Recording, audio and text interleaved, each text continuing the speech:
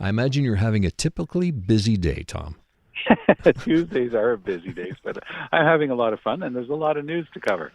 Speaking of which, I'm going to call an audible like they do in football and throw something at you here. I guess it just broke within the last hour. I was hoping they weren't going to settle, but Fox settled with Dominion for $787 million.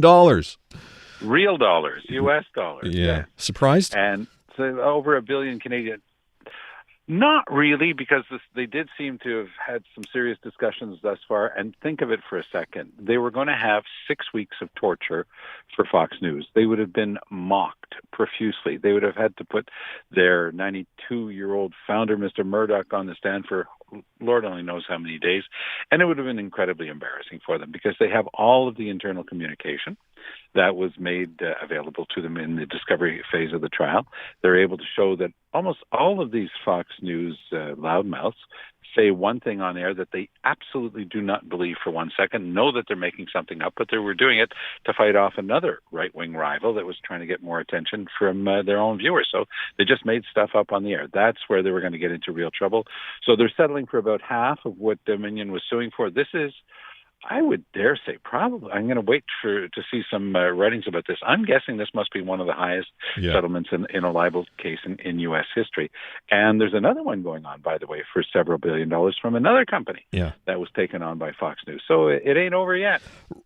Tom, are you expecting in some form an on-air apology as part of this deal?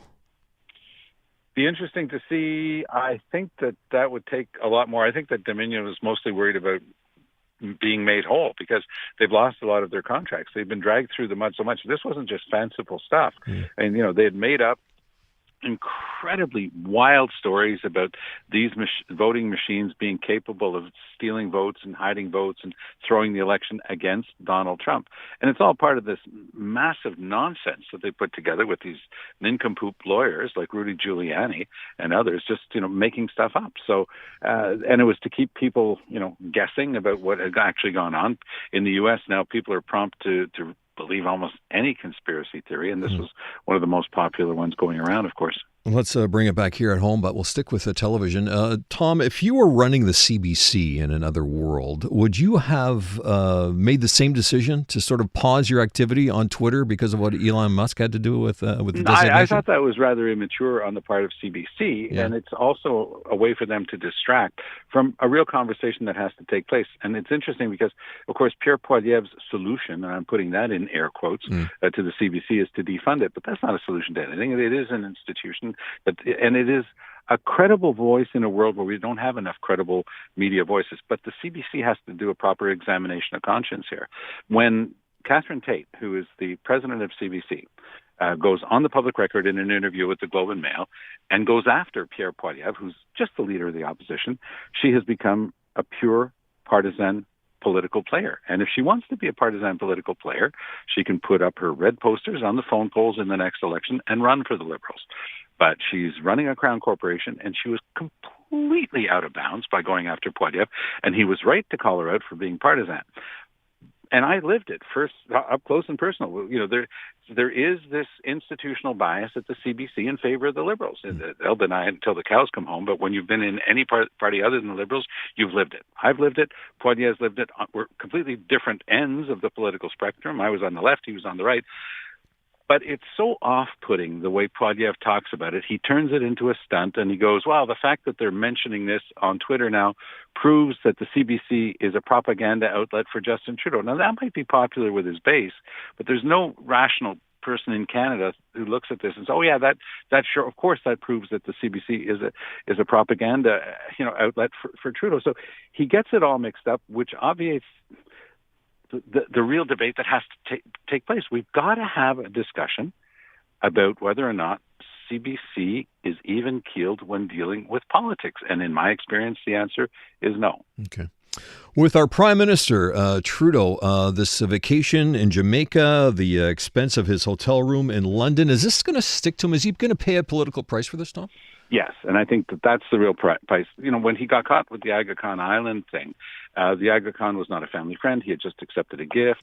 The Aga Khan Foundation got lots of money from the Canadian government. The whole thing got messy. He was found to have broken the law, period.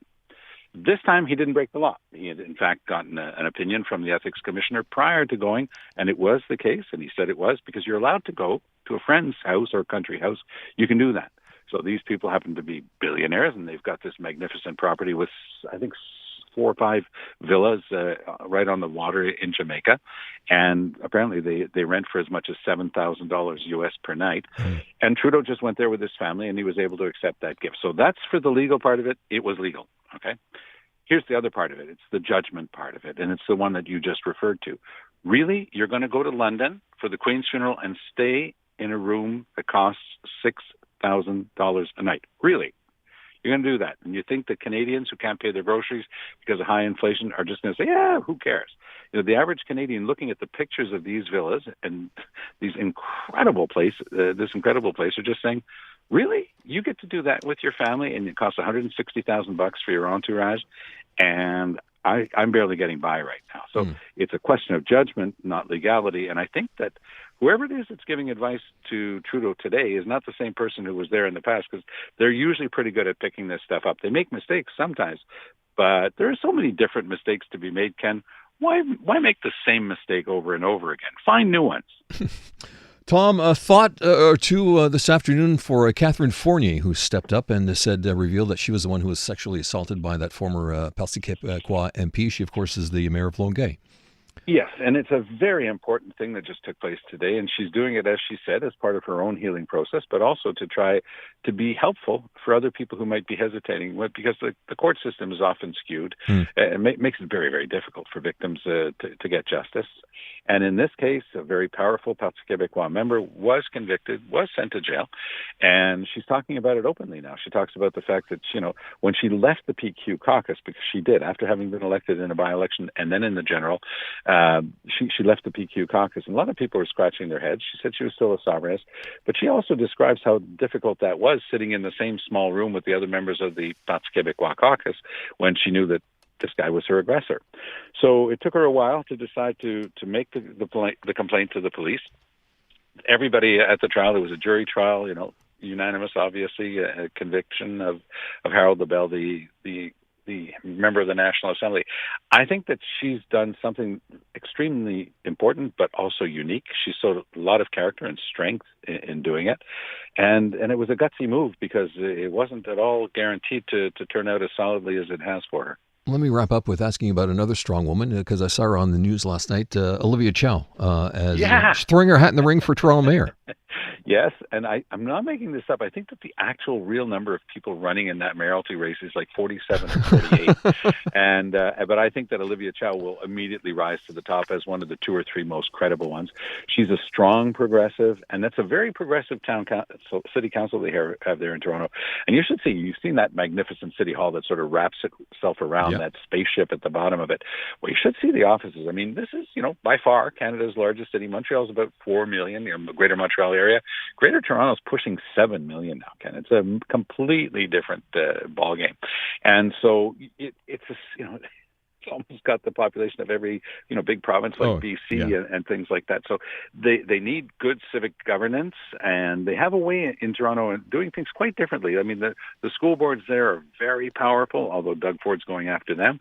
The cities like Toronto, I mean, he went after them. He trimmed back the size of City Hall, but it remains that they're responsible for a great deal. So they need strong, experienced people, and I think Olivia Chow would be one of them. I'm very anxious to see how it's going to work out for her this time around. She ran 2 elections ago, and it didn't go great, but I have every feeling that it will go quite well this time. Mr. Mulcair, always a pleasure, sir.